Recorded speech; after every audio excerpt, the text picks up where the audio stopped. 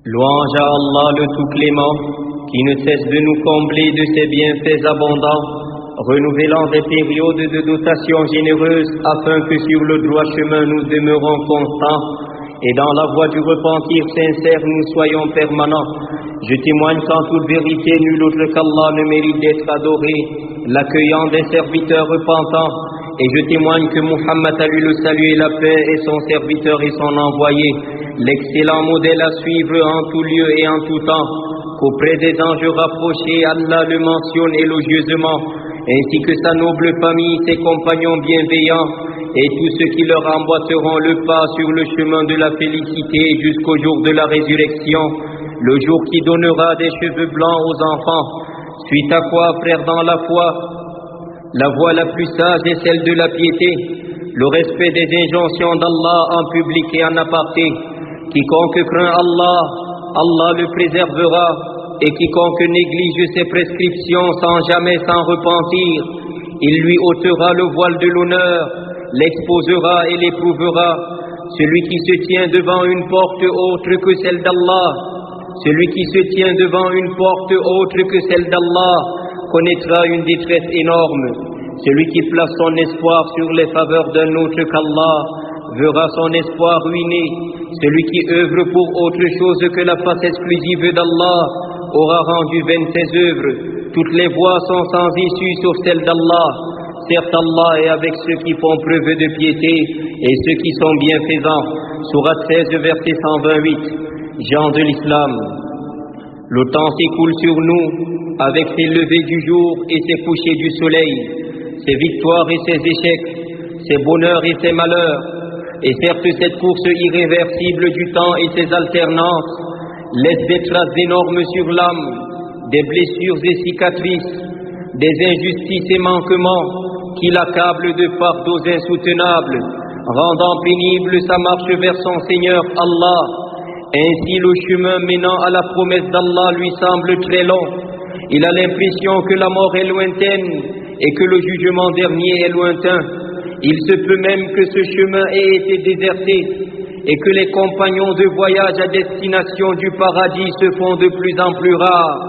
Il était donc indispensable pour l'âme, en plein milieu de ce soleil ardent de l'existence, de trouver une ombre pour s'abriter, et en plein milieu de cet océan d'épreuves, de trouver une île pour se ressourcer, s'approvisionner, panser ses blessures, reprendre des forces, se débarrasser des cicatrices de la vie et ses fardeaux, et continuer le voyage, car le chemin vers l'éternité est très long, les provisions sont très peu, et les épreuves sont très nombreuses.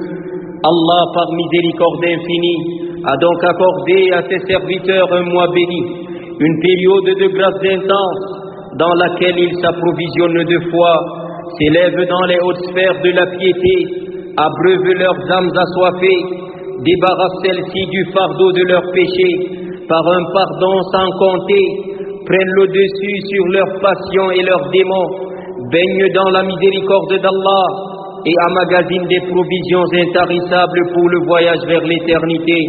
Ô vous qui avez cru, le jeûne vous a été prescrit tout comme il avait été prescrit à ceux d'avant vous. Ainsi atteindrez-vous la piété. Sourate 2, verset 183. Chers frères, voilà Sha'ban qui touche bientôt à sa fin. Le maître de tous les mois, le mois béni de Ramadan, a déjà son étendard presque hissé.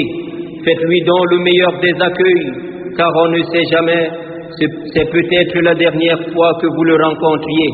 Et certes, la meilleure des choses par laquelle il faut l'accueillir, c'est le repentir sincère. En effet, si l'âme est légère durant ce mois, elle sera plus apte à donner le meilleur d'elle, profitant ainsi des grâces incommensurables de son Seigneur. Par contre, si elle est accablée du fardeau des péchés, elle sera perdue, car les péchés sont une barrière entre nous et les actes de bien. Et malheur à celui dont Ramadan le trouve vivant et pourtant n'obtient pas le pardon de ses péchés. Il nous appartient également de préparer ce mois avec une intention sincère et une détermination ferme de s'adonner à fond aux adorations et mettre la barre très haute, de sorte que si une contrainte s'interpose entre nous et nos intentions sincères, nous gagnerons alors la récompense de ce dont nous avons intentionné, Inch'Allah.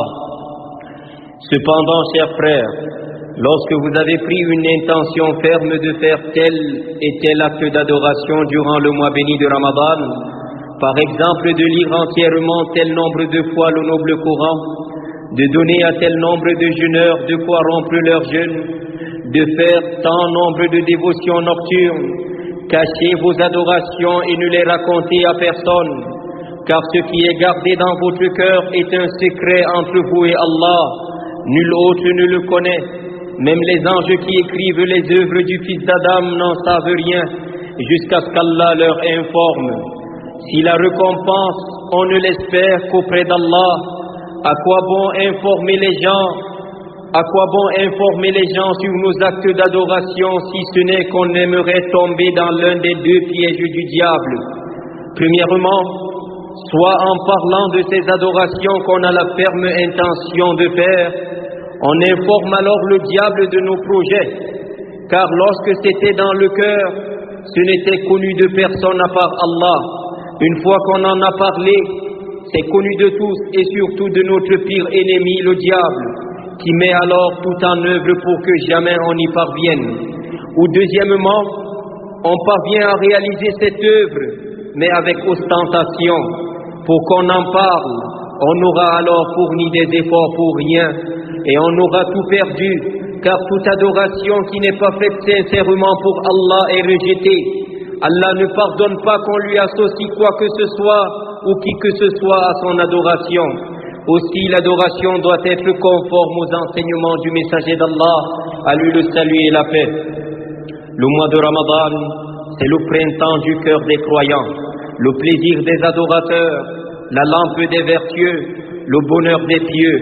Le Très-Haut dit, le mois de Ramadan au cours duquel le Coran fut révélé comme guide pour l'humanité et preuve claire de la bonne direction et du discernement.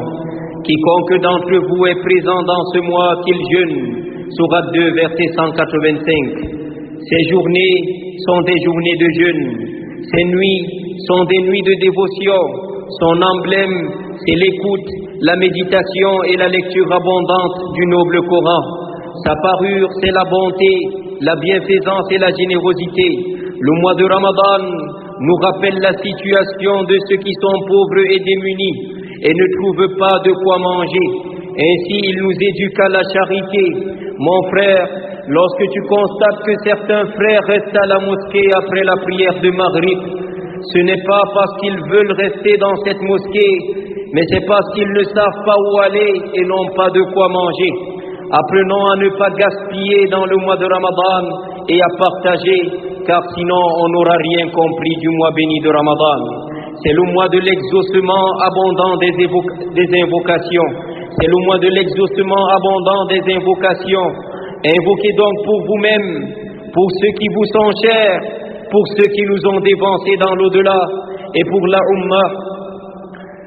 Dans les deux recueils authentiques Bukhari et Muslim, il est transmis du prophète à lui le salut et la paix qui a dit: lorsqu'entre le mois de Ramadan, les portes du paradis sont ouvertes, les portes de l'enfer sont fermées, les démons sont enchaînés.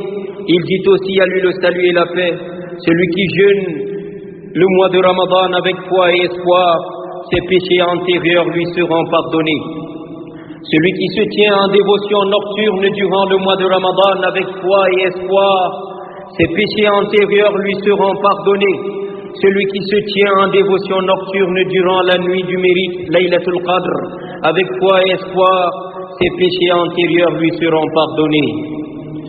Serviteurs d'Allah, approvisionnez-vous de tout ce qui est beau et délaissez tout ce qui est laid. Concurrencez-vous dans les bonnes œuvres et faites voir le meilleur de vous à votre Seigneur Allah le Très-Haut qui dit: concourez au pardon de votre Seigneur et à un paradis large comme les cieux et la terre préparé pour les pieux, qui dépensent en charité dans l'aisance et dans l'adversité, qui dominent leur colère et pardonnent à autrui, car Allah aime les bienfaisants. Et pour ceux qui, s'ils ont commis quelque turpitude ou causé quelque préjudice à leurs âmes, se souviennent d'Allah et demandent pardon pour leurs péchés. Et qui est-ce qui pardonne les péchés sinon Allah, et qui ne persiste pas sciemment dans le mal qu'ils ont fait? Ceux-là ont pour récompense le pardon de leur Seigneur, ainsi que les jardins sous lesquels coulent les ruisseaux pour y demeurer éternellement, comme est beau le salaire de ceux qui font le bien. Sourate 3, versets 133 à 136. Ô Allah, fais-nous parvenir au mois béni de Ramadan. Bénis-le pour nous et accorde-nous d'y œuvrer avec foi et piété. Seigneur, nous nous sommes fait du tort à nous-mêmes, et si tu ne nous pardonnes pas et ne nous fais pas miséricorde, nous sommes certes perdus. Seigneur, pardonne-nous ainsi qu'à nos parents et aux croyants au jour de la reddition des comptes.